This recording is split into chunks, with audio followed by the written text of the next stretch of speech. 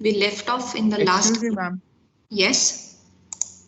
Ma'am, we are having quiz on Friday. So what will be the pattern, ma'am? Actually, we don't know that. Pattern will be, so you will be given, it will be an MCQ kind of quiz. So the problems, the quiz will be MCQ, and we will be creating the quiz in Microsoft Forms, and we will create an assignment also in Microsoft Teams, wherein, like, so all these MCQs mostly you will have to solve the problem, and whatever the answer you are coming up with, you have to just write down the correct answer. Okay, but what we want is that you need to show the rough work Working also. now. Yeah, how you have come up with the answer, that is also important, because Yes. it might so happen that you I mean, I'm not saying that you will do it, but there might be people who might want to, like, someone else is solving and you're just copying the answer, so it should not be the case. So I need to see whether you are actually getting the answer by solving it by yourself, or so there will be marks on both the uploaded the solution, as well as weightage will be given on the correct answer as well. Okay. Yes, ma'am. Ma'am, time will be 1 hour. 1 hour, yeah. Okay. So around 50 minutes to 1 hour. Either Ma'am, 50 minutes. just give us 5 minutes for upload, because sometimes due to Yes, network, it definitely. takes. Yes, definitely that will be there. So if the quiz is of the duration of the quiz is 50 minutes, then you will get another 5 minutes for uploading the your PDF, the answer sheets or your PDF. So I think So, 5 minutes should be sufficient for yes, uploading. ma'am. So overall exam will be around 1 hour only. Yeah, overall it will be around 1 hour. So maybe 50 Okay. plus 5 or 55 plus 5, something like that. Yeah, yes, ma'am. Yes, ma'am. Okay, ma'am. Thank you. Okay. Ma'am, the rough work we need to upload in file section, or you will create an assignment for it? I'll create an assignment, and you will have to upload it in there only. Yes, ma'am. Okay. So let's start today's class. So in the last class, we were talking about different kind of feedback sensors which are generally used. So we were talking about tachometers. So we talked about AC tachometer, DC tachometer, and so we were just finishing off with the tachometer, but then there was the time was over. So now what we'll so if you see the mathematical modeling of the tachometer, so irrespective of whether you are using a DC tachometer generator or an AC tachometer generator, the fundamental principle or the basic characteristics remains the same. So the basic characteristic is what? That the output voltage that is provided by this tachometer generator, that is proportional to the rotor speed. So this principle remains same for both the AC and the DC tachometer generator. Okay, so if you write the mathematical equation for this, so you will get that the output voltage that is given by ET, that will be equals to KT, where KT will be some constant, into the angular speed, so which is given by omega T. Okay, and if you replace omega T, that omega T will be the derivative of the angular displacement. Okay. So now if you do the Laplace transform of this equation, you will get that ET of S will be KT into S into theta S. So if theta S is your angular displacement, then you can write that the output by input, that will be equals to some KT into S. So this is the transfer function of a tachometer. So this transfer function, it holds true for both the cases. Now these tachometers, where are they usually used? So there are multiple applications where you can use this tachometer. So first of all, it can be used for measuring, or it can be used for velocity indicators in order to provide, if you want to see what is the shaft speed of a motor which is attached to the tachometer. In that case, it can be used as a indicator for that. So it can be used as in a velocity control system. There you can use this tachometer in order to monitor the output velocity, and then accordingly you can use this in the feedback mechanism, and then so that whatever is the output is getting measured, by this tachometer, and that this speed that is being compared with the reference input, and correspondingly the whole control system is working. Similarly, you can use this for you can also use it in a position control system also. Okay, so in a position control system, obviously what will happen, so you can also provide like this velocity feedback for this in order to find for a stable system. In order to improve the stability of the system, you will need to know what is the you need to control the system parameters in such a way that the output is output once it is compared to the input, your controller should work in a proper way such that the system becomes stable. So this tachometer, they can be used for like, it can be used as a velocity feedback, it can be used in speed control system, it can be used in position control system. So there are like multiple applications of this tachometer.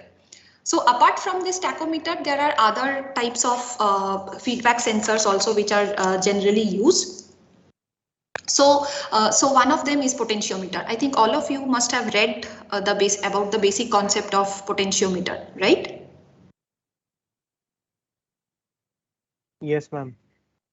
Okay, so just to give a brief recap, so potentiometer is basically a device that is used to measure mechanical displacement. So this mechanical displacement can be in form of a linear displacement, it can be in form of a rotational or angular displacement also.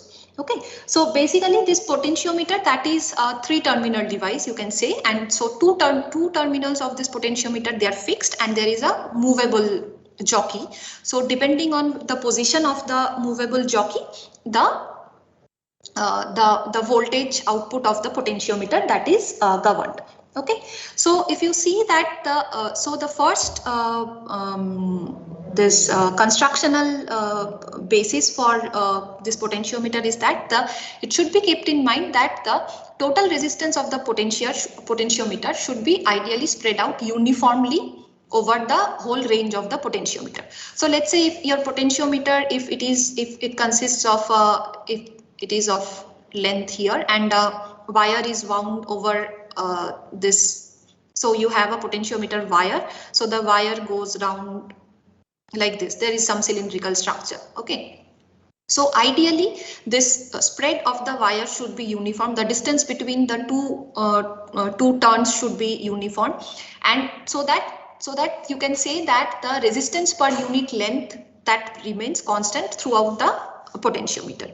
Okay, and also if you apply a fixed voltage to the input terminals of the potentiometer, the output voltage that you are getting, that can be controlled by the position of the jockey. So depending on where your jockey, the position of the jockey is there, so depending on that, the output voltage of the potentiometer can be controlled. And also if you so mostly the relation between the input and output is a linear one, but in case the moment you are applying a load, you are connecting a load to the potentiometer, then because of the presence of that load, the relationship becomes non-linear. So you have to cater for the non-linearities which are introduced due to usage of some or attaching some load to the potentiometer. So this is the, let's say this is a very basic diagram of a linear and translatory potentiometer. So this is the potentiometer, you have a resistance over here, and this is the jockey. So this part is the jockey, which is the movable one. So this jockey, this moves along this potentiometer. Okay, so depending on where this position of the potentiometer is, so the output E0 of the potentiometer, that is governed by the position of this jockey, right? So if you have if you give this input to some voltage input to this potentiometer, if that is EI, and this, let's say this jockey is at a position such that jockey is at a position of xi from this point. So let's say this point is B and this point is A. The total length of the potentiometer is xt, and the jockey position is at a displacement or at a length of xi from point B. If that is the case, then the value of E0, that will be governed by, so whatever is the voltage drop across this xi part of the resistance, that will be the voltage drop across E0. But note here that we are not actually, so this is a no load condition. So we are not applying any load. So we are just measuring what is the no load output voltage for this jockey position. Okay, so how will you find that? So you will, so first of all, so this circuit will now be represented, if you just represent this circuit, so it will be, so you will have two, so this overall resistance will be divided into two parts. So one will be some resistance here, let's say some resistance here, and from here we are trying to measure the output. Okay, so and if you now, if you connect a load, let's say some, so this overall, this thing is, let's say RP, the total resistance. So this portion, the length of this portion is XT minus XI. This is XT, and this load resistance is RL, let us say. Okay, and this is your input EI. So that means if you want to measure what is the output voltage across these 2 points, so that means this RL will come in parallel to this XT part of the potentiometer. So if you find the overall equivalent resistance, so the equivalent resistance will be, let's say this is RI, so RI parallel to RL, and the total so equivalent resistance of only this part, and the total resistance will be this part of the resistance RP into XT minus XI and by this part. Okay, so if you measure or if you calculate the value of E0, so you will find that E0 is dependent on the ratio or the position of the jockey, as well as it depends on the total resistance of the potentiometer and the load resistance. Now from this equation, if you see that in case of an open like no load condition, so that means the value of RL is not present. So that means that that part is infinite. Okay, so if this is RL is not present, so that means this part will become equals to 0, and then EI, so E0 will be equals to EI into XI by XT. So this is basically a linear equation, but this is valid only when there is no load connected. The moment there is a load connected, you see that this E0, so this is no longer a linear equation, and if you plot the value of, if you plot the E0 by output by input versus the ratio of the position of the jockey to the total displacement. So if you plot E0 by EI, so here this is E0 by EI. If you plot E0 by EI versus XI by XT, you will see that when RP by this is RL is your, this is RL. So if RP by RL is equals to 0, then you will get a linear relation. But the moment this RP by RL value increases, so that means you are getting a finite value of RL, the amount of non-linearity which is introduced in the system or introduced in the output that increases. So more the value of the load that you are attaching to the potentiometer, the higher will be the non-linearity. Okay, so this is an example of a linear or a translatory potentiometer. So you can have a rotational potentiometer also. So in case of a rotational potentiometer, what happens that instead of having the potentiometer arranged in form of a straight line, you will have it arranged in form of a circle. Okay, so the circle, it can be a single loop, it can be multiple loop also. So you can have a potentiometer where you will have like multiple loops like this, and your jockey, the jockey will move along this, first it will move around this helix, and then once this helix is completed, then it moves to the next helix. So you can have multi-turn, so this is known as multi-turn potentiometer, rotational potentiometer. Okay, so in case of a rotational potentiometer, what we are trying to measure is that we are trying to measure the angular displacement. So if you take this as your reference point, so depending on where your jockey is, you will measure the angular displacement. Okay, so in case of a rotational potentiometer also, the relationship is given by E0 t equals to Ks into theta it, where theta I is the angular position that we are trying to measure. Now this potentiometer, it can be used as an error detector also. So how it is used as an error detector? So this is a circuit, a standard circuit of where like two potentiometers are connected. So let us say that there is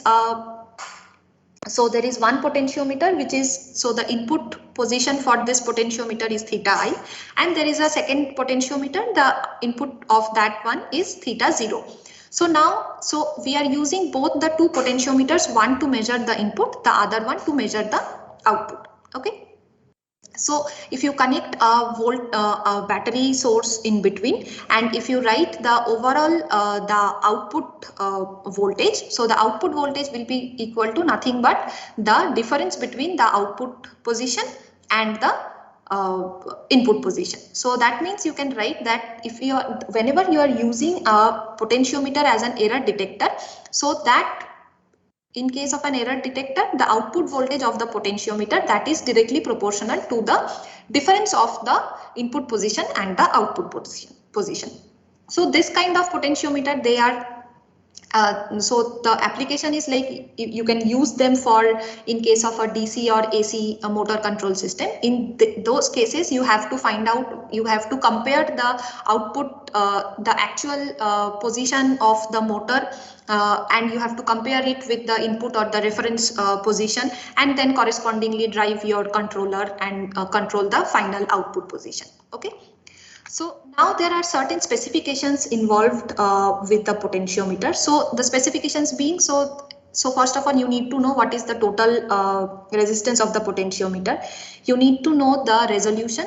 So the resolution means it is the smallest incremental change that is possible in a potentiometer. So if you have a wire wound potentiometer, so that means, so a wire wound potentiometer means like you have, like I have drawn earlier. So you have a cylindrical core like this, and the wire is actually wound on top of this. Okay, so this wire is actually wound on top of this. So that means the, so what if the overall, so the resolution will be, what is the, so you know what will be the total voltage drop across this potentiometer, and you know what is the number of turns. So let's say there are n number of turns. Okay, so that means that, so for each, so if the jockey moves from this point to the other point, so that means the minimum voltage that can be measured will be equals to V by N. So the total voltage is V and number of turns is N. So that means the, for each turn, the voltage generated or the voltage output will be equals to V by N. So in that case, in case of a wire wound potentiometer, so resolution means the smallest change in voltage that can be measured. Okay, so that means it will be equals to voltage per turn. But in case if you have a single or a continuous wire, so there is no turn, so you have one single wire which is connected between point A and point B. In that case, you will have, so the resistance will be spread continuously. So in that case, the resolution will be infinite. So resolution will be infinite means there will be, so the moment the jockey is moving from one point to the next point, since this is a continuous system, here in this case, actually what is happening when the jockey is, let's say here, and the jockey is here, in between, if the jockey is somewhere in between these 2 points, the amount of voltage that we are getting, so it will be the previous voltage only. But even though there is a small small increment in the displacement, still that is not getting reflected in the output. So that means that small change in the displacement, that is not getting reflected in the output. But in case if you have a continuous wire as a potentiometer, in that case what you can do is that you can have, like, since it is a continuous, so that means there is no gap between this, so it will give you a continuous reading. So you can get an infinite resolution of the output. So in case of a continuous and uniform spread of the resistance material, you will get a infinite resolution. And then comes linearity. So linearity is the relationship between the variation in the output voltage to the input displacement. Ideally, we want it to be as linear as possible, but then again, it depends on the amount of load that we are connecting to the potentiometer. Similarly, there is something else which is known as equivalent noise resistance. So this noise resistance electrical, so whenever you are moving this jockey position, so because of the wear and tear, there will be some electrical noise which is generated. So that noise will actually that will act as a disturbance to the final output. So that is one of the, so it should have, ideally it should have very low equivalent noise resistance. And the third thing and the last thing is that the power handling capacity of the potentiometer. So any device is always associated or is always specified with the power, with its corresponding power handling capacity. So the power handling capacity means that whenever you are there, you are connecting a potentiometer to a circuit. So that means some current is flowing through the circuit. The moment there is some current, so there will be some power generated, and that power is generally is usually dissipated in form of heat energy. So can you apply like infinite amount of current through the through your potentiometer? No, there is, whenever a potentiometer that is generated or it is fabricated during manufacturing, there is some maximum power dissipated that can be handled or that can be applied to the potentiometer, that is always specified. So if you write the expression for this power, so power will be equals to the input voltage V EI square divided by the total resistance of the potentiometer. So P will be EI square by RP. So from here, if you find the value of EI, so EI will be nothing but square root of P into RP. So this EI, which is the square root of this will give you the maximum amount of input voltage that you can apply to the potentiometer, such that the power rating is not such that the potentiometer is within its power rating and it is behaving as it is supposed to be. Higher, if you have higher amount of input voltage, so that means more and more heat will be generated. So the construction or the longevity of this potentiometer will be reduced. So this power handling capacity, so the value of P is a very important specification which is associated with a potentiometer. So this we have already talked that a potentiometer is generally it can be used as potentiometer is used for measuring position or displacement. So obviously it can be used as used as position feedback sensor in a position control system. And for in case while using this potentiometer as a feedback element, generally wire wound potentiometers are not used, because since they have the resolution of it is not as great as a continuous wire potentiometer. So due to like finite resolution, and also there is a lot of noise which is associated, because the jockey is moving from one turn to another turn. So the wear and tear is much more in case of a wire wound potentiometer. But in case of for using a potentiometer as a feedback element, it is generally used as the molded composition potentiometer, which has like infinite resolution. They have low internal noise and they are very robust in manufacturing. So those kind of potentiometers are generally used as feedback elements. So next we'll talk about optical encoders. So this is another type of device which is generally used for conversion of linear or rotational or angular displacement into a digital code or a series of a pulse signal. So there are like two, so optical encoders, there are two types of optical encoders which are present. Okay. So for one is the absolute encoder, the other one is the incremental encoder. So in case of an optical absolute encoder, so it actually provides exact information. It provides information about the exact position of the displacement. Okay. So if let's say a shaft is moving, so it will provide you information about the exact position of the shaft in one rotation at a given time. Okay, so but in case of an incremental encoder, so as the name suggests, incremental means, so it will only give you a pulse or output if there is a change in position. It will not tell you whether that change in position is in the so let's say you have started at a time t. Okay, and you have moved from you have started with a displacement equals to 0. So now you have reached to a displacement at 3 centimeter, let's say. So if you, and from 3 centimeter, now you are moving to 3.1 centimeter. So if you are using a digital encoder to find that the displacement, so the absolute, so this absolute encoder will be able to tell you that, okay, now the position of your shaft is at 3.1 centimeter. But if you are using a incremental encoder, it will only tell you that, okay, it has moved from it has moved by a displacement of 0.1 centimeter, but whether that 0.1 centimeter is from 3 to 3.1 or it is from 2 to 2.1, that distinction this incremental encoders will not be able to make.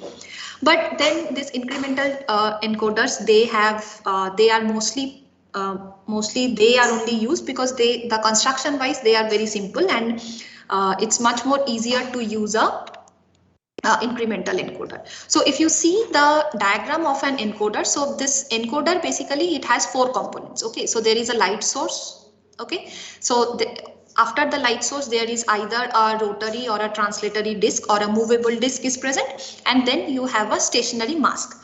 So the third component is a stationary mask, and the last component is the sensor. So in general, photodiodes are used as sensors. Okay, so what happens is that, so the disc, the rotatory or the translatory or the moving disc which is present, that has some engravings in it. So it has alternate opaque and transparent sectors of equal width are already engraved in the moving disc. So now so what happens is that, so this is your let's say stationary one, and this is the movable disc. So the moment this disc is moving, so at some point of time there will be an alignment of the transparent sectors of both the rotating or both the moving disc as well as the stationary disc. So the point at which the transparent position of, or the transparent sector of the moving disc and the stationary disc, that gets aligned. So that means light will pass through that transparent part and it will go and hit the sensor. So the moment the light is passing and going to the sensor, so that means that sensor is recording, okay, that one pulse I have received. In the next case, let's say it is moving far, the disc is moving even further. So if the disc is moving even further, then at some point of time there will be, and so the alignment will be the transparent part of the movable disc of the stationary disc will be aligned to the opaque part of the moving disc. So in that case, the light will not be able to pass. So no light will reach the sensor. So the sensor will generate, or it will record a 0 value. So in this way, sinusoidal or a triangular waveform is generated at the output depending on the position of the position or the movement of the movable disc or the rotary or the translatory disc. So according to, and then finally you can have, so this, the output which is generated is usually this triangular or sinusoidal in nature, but then you can convert it into a square wave or a pulse signal by using a comparator and a op-amp circuit. So then so there are, so this will only give you the movement. So it will tell you either whether it is moving in the how much it has moved. Okay, so it will not tell you what is the direction of movement, whether it is moving towards the right or moving towards the left. So for that we use dual channel encoders. Okay, so in case of a dual channel encoder also, there are like 2 optoelectronic channels that are installed. So on the same rotating disc there are 2 channels are present. Okay, but these channels, they are displaced by an angle of 90 degree to each other. Okay, so if you see that this is the output of the channel A, the output of the channel B is 90 degree out of phase to this channel 1. So that means if the shaft or the movable disc is moving, let's say in a clockwise direction, while it is moving in a clockwise direction, so that means the output of that you are getting in channel A will come earlier than the output in the channel B. But if it is moving in the reverse direction, in the anti-clockwise direction, so the output that you are getting in channel B, that signal will come before the signal that you are getting in channel A.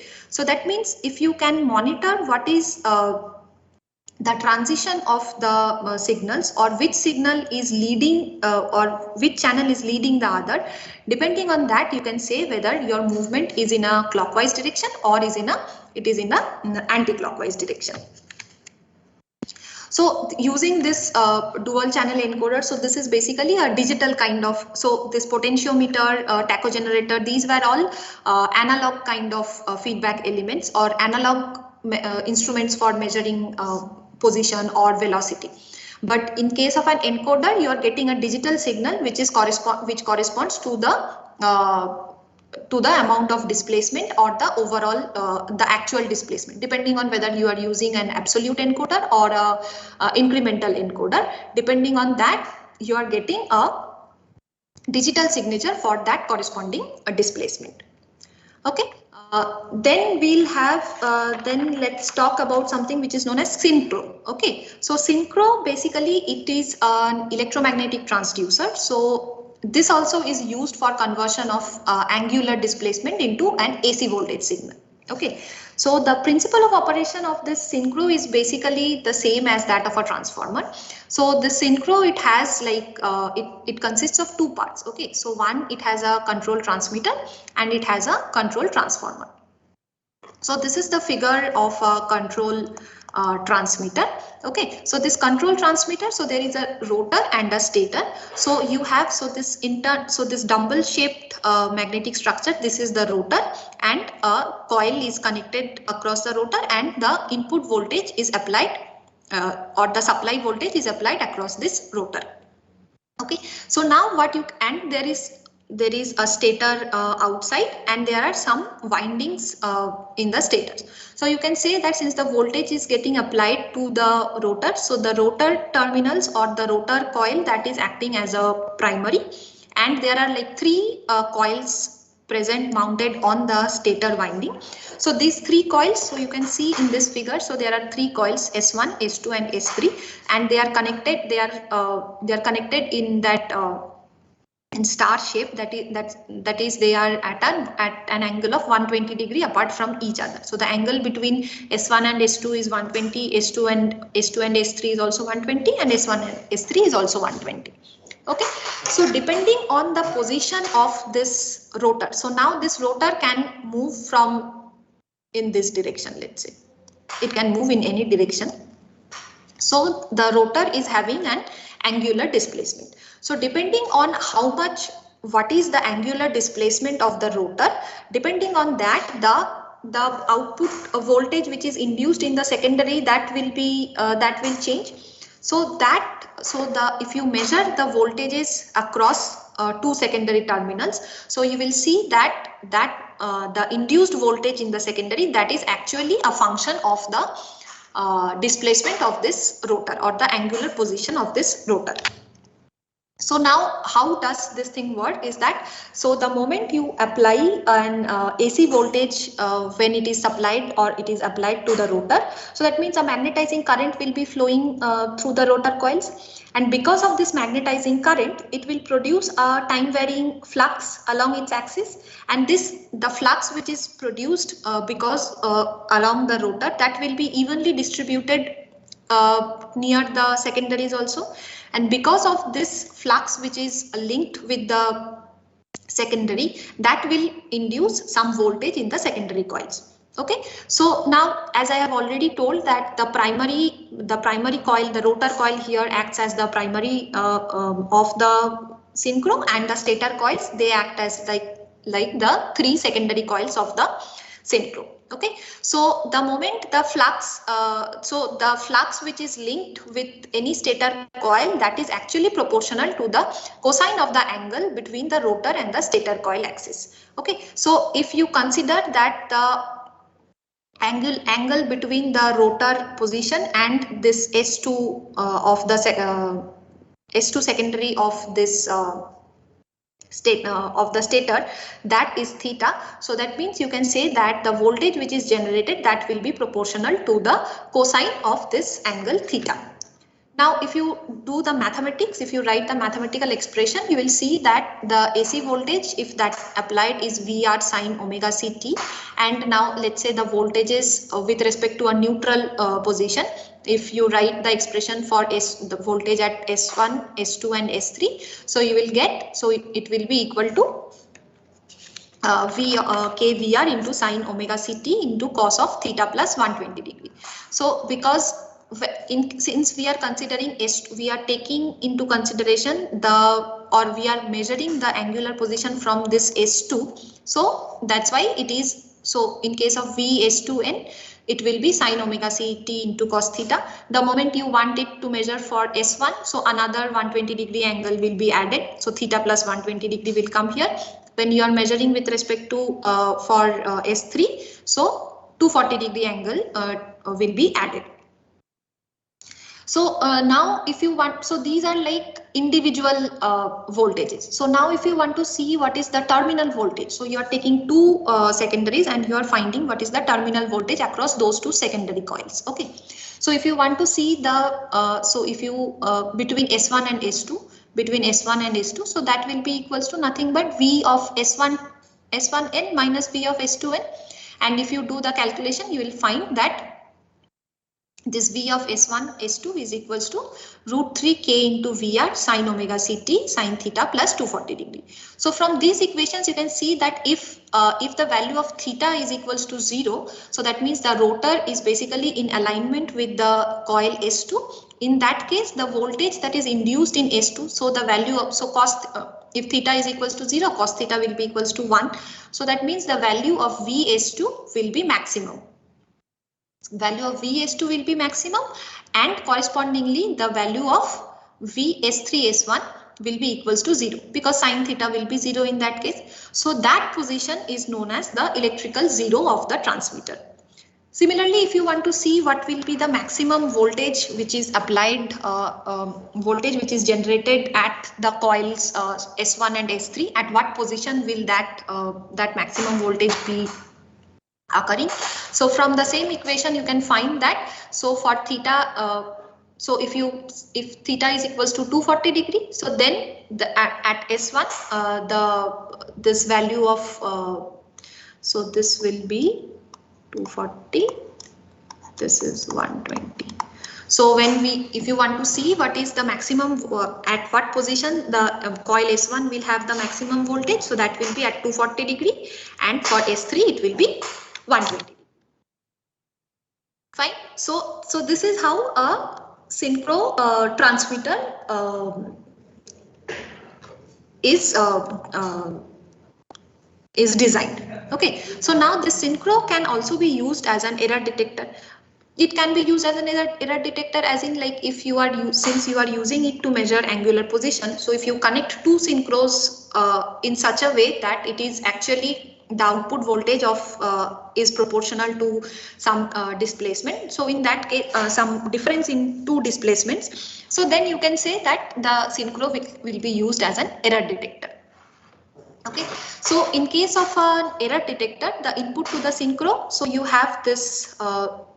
So while we are using this synchro as an error detector, so we are connecting both the synchro as a transmitter as well as the transformer part. Okay, so here the input to the synchro transmitter is the angular position of the rotor shaft. Okay, and the output is the three single phase voltages can be measured, or you can measure the terminal voltage between two terminals. Okay, so now this whatever output you are getting from this synchro transmitter, if that is applied to the stator windings of the synchro control transformer. So this is the synchro control transformer. Construction wise, you see that here the rotor, the construction of the rotor is different. The position or the coil, the way the coils are arranged on the rotor, that is also different. So that means you are, whatever is the output of you are getting from the synchro transmitter, you are connecting it to the stators of the stator winding of the synchro control transformer. So in this case, in case of a synchro control transformer, the output voltage is we are measuring the output voltage from the rotor. In case of the transmitter part, we were applying the input voltage to the rotor and we were taking the output from the secondary stators. But in the second part, what is that has just been reversed. So the input is getting provided, input is supplied to the stator windings and the output is getting, we are measuring the output from the rotor windings. Okay. So in this control transformer, the voltage that is being induced in this control control transformer rotor, that is actually proportional to the cosine of the angle between the two rotors. If the angle of this rotor, now this rotor, let's say, is moving to an angle of theta with respect to S2, and this rotor is moving at an angle of alpha with respect to this electrical zero position. So then the difference between these two, so this, if that is given by phi, so at phi, so phi will be equals to theta minus, so at that, so it will be directly, the output voltage will be directly proportional to the difference in the position of the two rotors. So you can see that if the value of phi is equals to 0, so that means both the rotors are at 90 degree to each other. So the position which is shown, so this rotor is at position here and this rotor is in a horizontal position. So that means the angular displacement or the angle between the two rotors is 90 degree. So in that case, the output voltage which is generated in the control transformer, that is 0, because cosine of 90 degree is 0. Okay, so that position, so that 90 degree position is known as the electrical zero of the control transformer.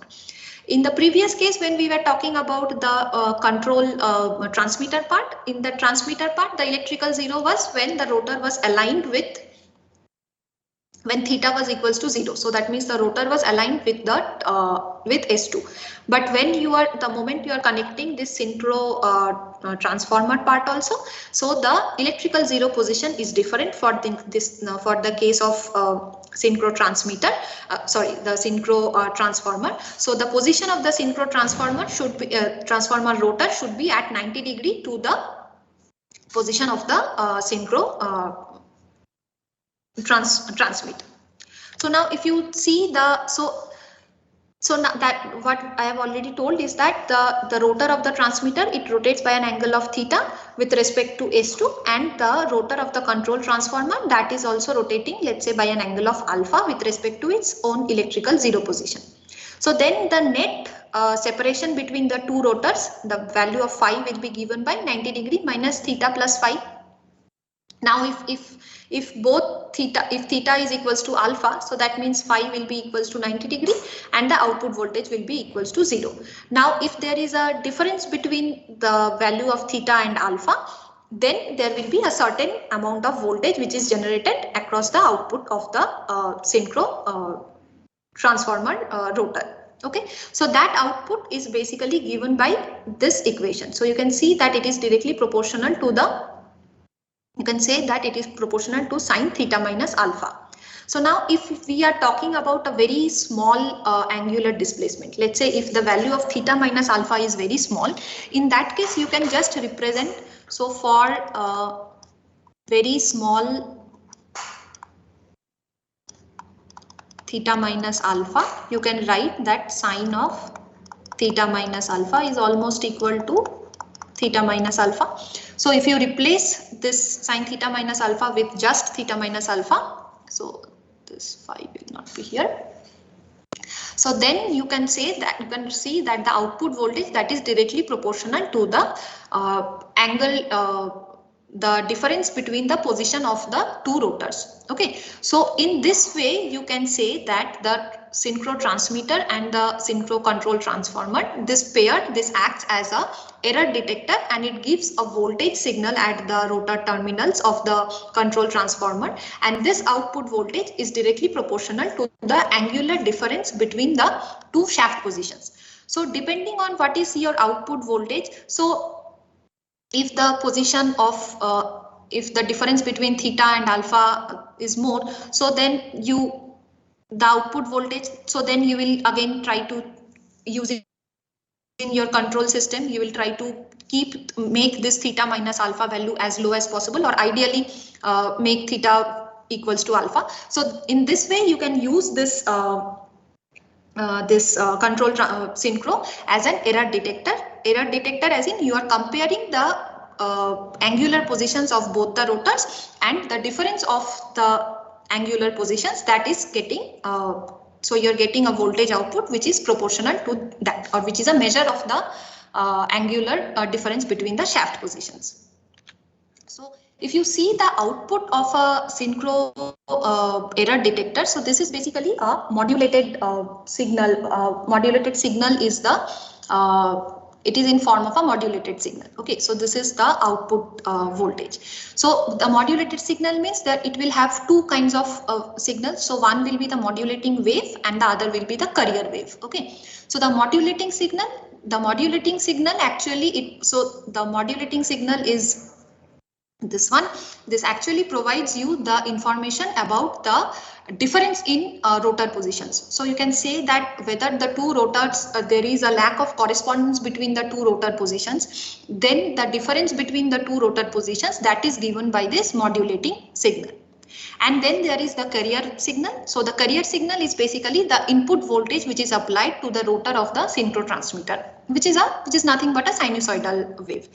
And the output of the synchro, that is basically a suppressed, so there is a suppressed carrier modulation is done, and the output of the synchro is a modulated signal, wherein so the modulated signal will be governed within the envelope which is governed by the modulating signal. So this is this signal, and the carrier wave will be moving around about it.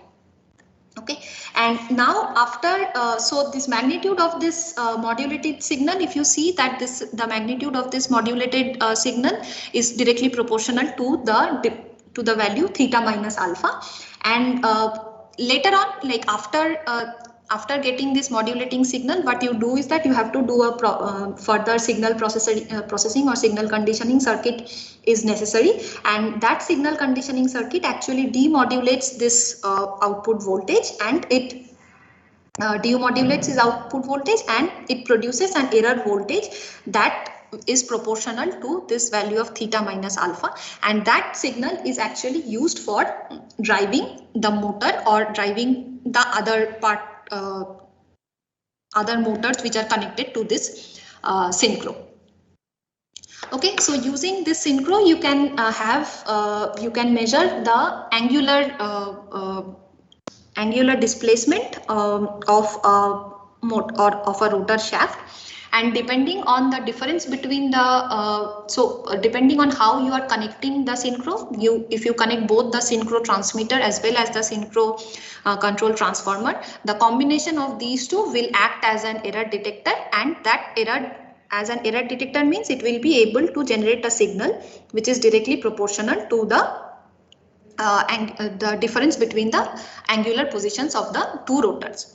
Okay, so this is how different kinds of this transducers, so this synchro optical encoders, so these different kinds of transducers, they are generally used as in feedback control mechanism in order to detect the output signal as well as act as an error detector. So is this clear till now? Yes, ma'am. So these parts are actually mostly like theoretical. There are not much mathematics and all involved in this part. So these are some of the concepts which you need to know later on when you are trying to let's say design a feedback control system. So you have been, let's say you have been given with a position control system, and you have to find out whether for that position control system you can use a potentiometer also to find displacement, you can use a synchro also to find displacement. So these are the different ways by which you can measure displacement as well as use them as an error detector. So depending on what your application is, whether you are dealing with an AC signal or a DC signal, depending on that you will have to suitably make a suitable choice of the feedback sensor as well as use it as in a particular configuration, so that thus depending on what is the resolution of the feedback sensor that you are using. So all those system parameters, like the desired specifications or the desired output of the control system that of the system that you are trying to control, depending on those criteria, you will have to select a proper feedback sensor and use it in the control system, and finally design the whole control system. Okay, so I will actually end the class over here today, because the next topic is something little different. So we will talk about that in the next class. So before moving to the next topic, what I'll do is that in tomorrow's class, I'll just have, I would suggest that if you have any doubts in the first module, because the quiz is on Friday, so in case if you have some doubts, we can have we can have sort of a doubt clearing session in tomorrow's class, and I will quickly brush upon a few topics, which a few not topics, subtopics, which might be very like this. We have talked about translatory motion, so we will talk a little bit more about some kind of rotational systems as well. So these were like parts of the module 1. So in tomorrow's class, we'll mostly do recap, or if you have any doubts regarding the first module, we will try to address those things in tomorrow's class, and if time permits, we'll continue with our discussion on this second part, which is we will talk about some basic control actions which are generally used in control system. Okay. Yes, ma'am. Okay, so that's all from my side. So actually, Harsh was telling that. So what I told is that you have this book for Nagraj Gopal, that Control Systems Engineering. But the problem with the PDF version which is available online, the problem is that numerous pages are missing in that book. So what I'll do is that I'll scan a few pages which has the solved examples of various numerical problems. So we will, I will scan those pages and I'll upload it, and so that from there you can practice solving those problems. And ma'am, Okay. tomorrow just make us solve a few problems so that we could get an idea on how to approach those. Yes, definitely. Tomorrow I am not going to solve. You will solve. No, ma'am. If you face any problem. Yes, ma'am. That's only. Yeah, yes, definitely. So I will give you the problems. I'll ask you to solve. In case you are facing any difficulty, we can discuss and we can see how to proceed about solving different problems. Yes, ma'am. If we will be having doubts, so then you show us. Rather, we'll solve. Yes, definitely. Yes, definitely. We'll do that in tomorrow's class. Yes, ma'am. Okay, fine. So then I think we can end the class today. Yes, ma'am. Thank you. Thank you, ma'am. Thank you, ma'am.